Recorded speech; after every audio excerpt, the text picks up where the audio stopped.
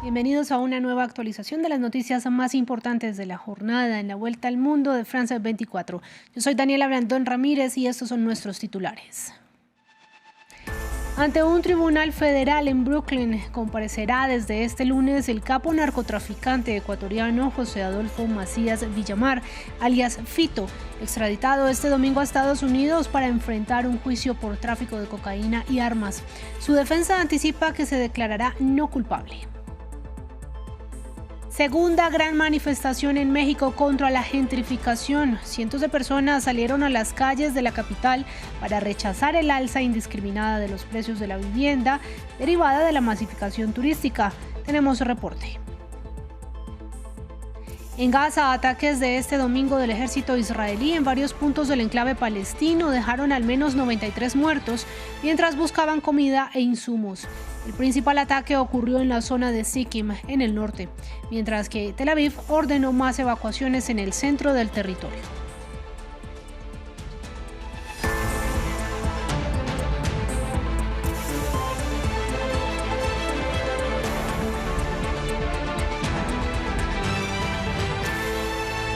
Vamos a comenzar en Ecuador, desde donde partió extraditado a Estados Unidos el líder criminal del narcotráfico José Adolfo Macías Villamar.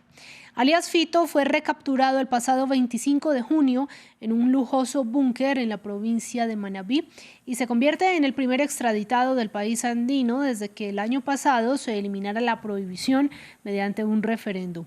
Este mismo lunes comienza el juicio contra el ex líder de la banda criminal Los Choneros en un tribunal federal de Brooklyn, en el que se espera, según su defensa, que se declare no culpable. Este domingo, el presidente de Estados Unidos, Donald Trump, cumple 6 meses desde su regreso a la Casa Blanca. Su segunda presidencia se ha caracterizado por una agresiva política contra los migrantes, aranceles que han trastocado los mercados mundiales y fallidos intentos de acabar con las guerras en Ucrania y Gaza. Natalia Plazas nos amplía.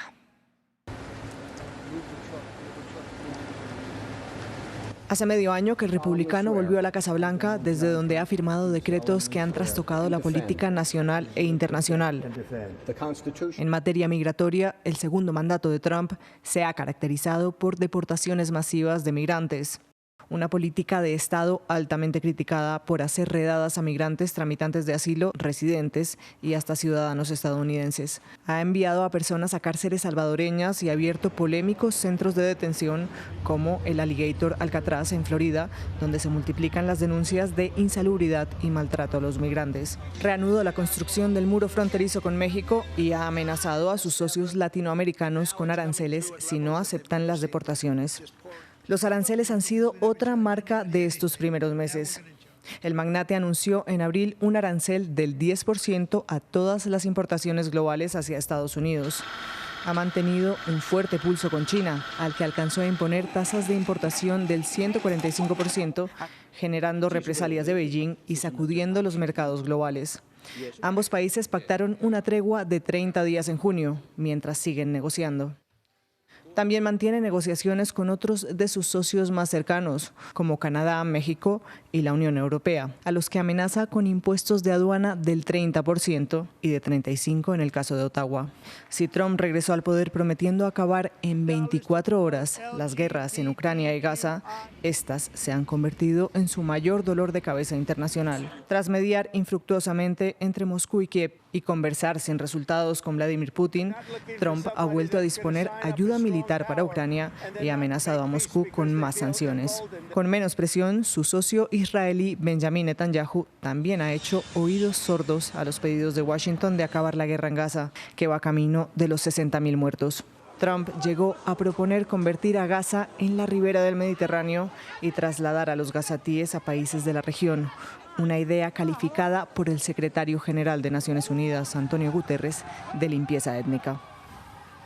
Y como anticipábamos en nuestros titulares, José Adolfo Macías Villamar llega este domingo a Estados Unidos extraditado desde Ecuador. El ex líder de la banda criminal Los Choneros llega entonces a Estados Unidos para enfrentar un juicio por varios delitos. Se espera entonces que se declare no culpable y para el análisis conectamos con María Dolores Miño. Ella es abogada, constitucionalista y directora del Observatorio de Derechos y Justicia de Ecuador. Muy buenas noches, abogada. Le pregunto primero qué viene entonces para Adolfo Macías y qué papel va a jugar la clasificación de los choneros como organización criminal transnacional por parte de Estados Unidos en este proceso judicial que le espera a alias Fito en el país. Daniela, muchísimas gracias por la invitación. Buenas noches. También saludar a todos los que nos escuchan esta noche. Creo que este es un momento muy importante en la lucha contra la delincuencia organizada de Ecuador y la región.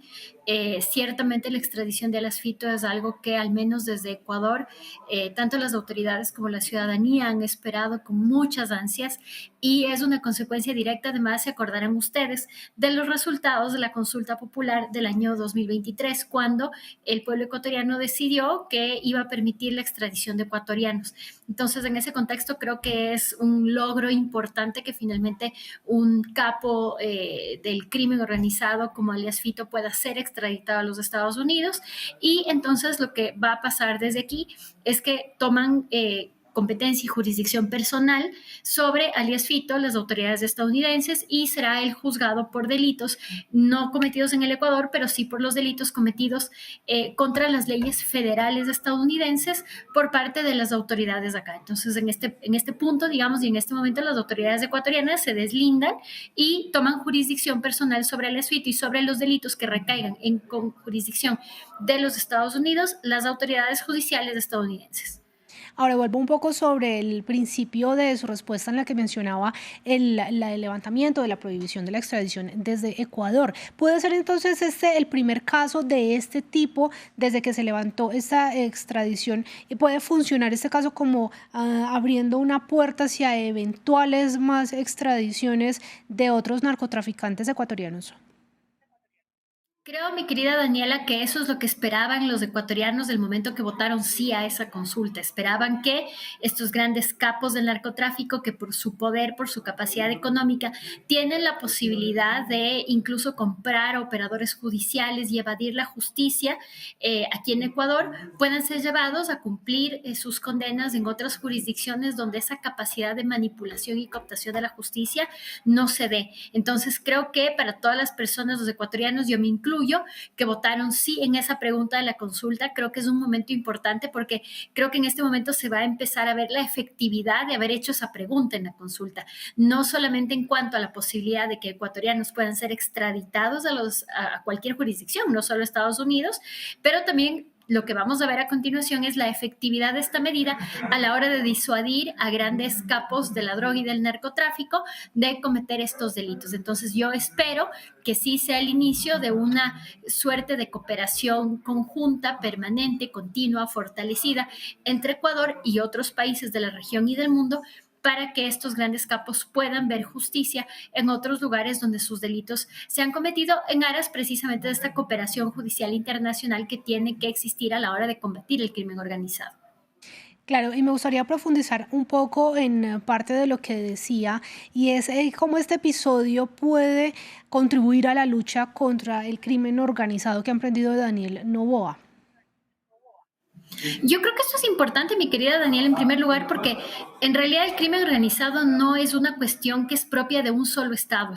Estos delitos que son, como ustedes saben, de naturaleza transnacional, requieren para ser combatidos de la cooperación conjunta y coordinada entre varios países. Entonces, desde aquí lo que estamos viendo es precisamente una manifestación de cooperación y coordinación entre la jurisdicción ecuatoriana y la jurisdicción estadounidense, en primer lugar. Y en segundo lugar, lo que vemos es que quizá ciertos delincuentes que pertenecen a estas bandas de delincuencia organizada y que aquí a la interna de Ecuador se han acostumbrado en los últimos años a manipular la justicia, a desnaturalizar las acciones constitucionales a su favor, a comprar jueces y a comprar fiscales, ahora se van a ver enfrentados, ojalá, ¿no?, en jurisdicciones donde esta manipulación, cooptación e instrumentalización de la justicia ya no les va a ser tan fácil y esperamos, insisto, y que creo que este era el objetivo de todos los ecuatorianos, de que al ya no poder evadir la justicia tan fácilmente, el cometimiento de estos delitos ya no sea tan atractivo y que haya un factor de disuasión. Es María Dolores Miño, abogada constitucionalista, directora del Observatorio de Derechos y Justicia de Ecuador. Muchas gracias por acompañarnos en France 24. A ti, mi querida Daniela, muchísimas gracias y un saludo a todos los que nos ven esta noche. Claro que sí. Vamos a cambiar de información. Nos quedamos en América Latina. En México, cientos de manifestantes marcharon por varios puntos de la capital para exigir mayor acción gubernamental contra la gentrificación. La proliferación de turistas en los últimos años ha encarecido dramáticamente los precios de la vivienda, según denuncian los habitantes locales, que el pasado 4 de julio también salieron a las calles. A continuación, el reporte desde el terreno de nuestro corresponsal en Ciudad de México, Mario Carbonell. Es la segunda marcha contra la gentrificación en menos de un mes en la Ciudad de México. En esta ocasión, los colectivos de vecinos han decidido hacerla al sur de la ciudad para mostrar que no únicamente en las colonias céntricas de la capital se padece este fenómeno de la gentrificación. Es por ello que aquí lanzan consignas como la tierra no se vende, la tierra se defiende, y queremos viviendas para vivir, no para invertir. Son parte de las consignas que también se han mezclado con algunas contra los estadounidenses que han llegado como fuera yanquis de América Latina y fuera sionistas de Palestina, pero el motivo fundamental es defender los territorios, evitar el desplazamiento de la población local. Esta manifestación se da a solo unos días de que la jefa de gobierno, Clara Brugada, lanzara un plan integral contra la gentrificación que consiste en 14 medidas, entre ellas estabilizar las rentas para impedir que el aumento de estas sea mayor a la inflación reportada de manera oficial, una ley de rentas justas para equilibrar derechos de arrendatarios y de los inquilinos, y también regular las plataformas digitales de alojamiento temporal y turístico. Es una marcha pacífica que cuenta con muchos elementos de seguridad, pero sin armas, solo con equipo de protección para evitar actos violentos. Y en otras noticias de la jornada, en la Franja de Gaza, disparos israelíes cerca de diversos puntos de distribución de ayuda humanitaria dejaron al menos 93 gazatíes muertos e hirieron a otro centenar, esto según la Defensa Civil Palestina. El ataque más grave tuvo lugar en el norte de Gaza, cuando palestinos esperaban a camiones de ayuda humanitaria de Naciones Unidas. Mientras esto ocurría, la pequeña comunidad cristiana del enclave acudió a una misa con la presencia del máximo líder católico de Jerusalén y su homólogo greco-ortodoxo, quienes llegaron el viernes a territorio palestino después de que un ataque israelí dejara 3 feligreses muertos el jueves. El Papa León XIV criticó esta agresión y pidió el fin de la guerra. Más detalles en el informe de Dacil Lanza. En medio de los sonidos de las explosiones, cristianos palestinos asisten a la misa dominical. En la Sagrada Familia, la única iglesia católica de la Franja, el rito fue oficiado por el patriarca latino de Jerusalén, el cardenal Pierbattista Pizzaballa. El jueves, el fuego israelí mató a 3 personas en esa iglesia. Esto motivó la inusual visita de Pizzaballa junto a su homólogo greco-ortodoxo, Teófilo III, desde el viernes. Hoy vinimos a apoyar a todos y también a agradecerles. Los patriarcas se reunieron con las familias refugiadas y constataron los daños sufridos tras el ataque. También visitaron la iglesia ortodoxa griega de San Porfirio. Teófilo III calificó este encuentro en Gaza como una poderosa expresión de unidad eclesial. La visita, que duraba hasta el domingo, también incluyó la entrega de ayuda y la evacuación de heridos. Antes de ir a Gaza, ambos líderes religiosos estuvieron en Cisjordania para denunciar la violencia de los colonos israelíes en ese otro territorio palestino. Por su parte, el Papa León XIV se refirió este domingo al ataque contra la iglesia en Gaza. Esprimo il mio profondo dolore per l'attacco dell'esercito israeliano. Expreso mi profundo pesar por el ataque del ejército israelí a la parroquia católica de la Sagrada Familia en la ciudad de Gaza. Como saben, el jueves pasado causó la muerte de 3 cristianos y otros 3 resultaron gravemente heridos.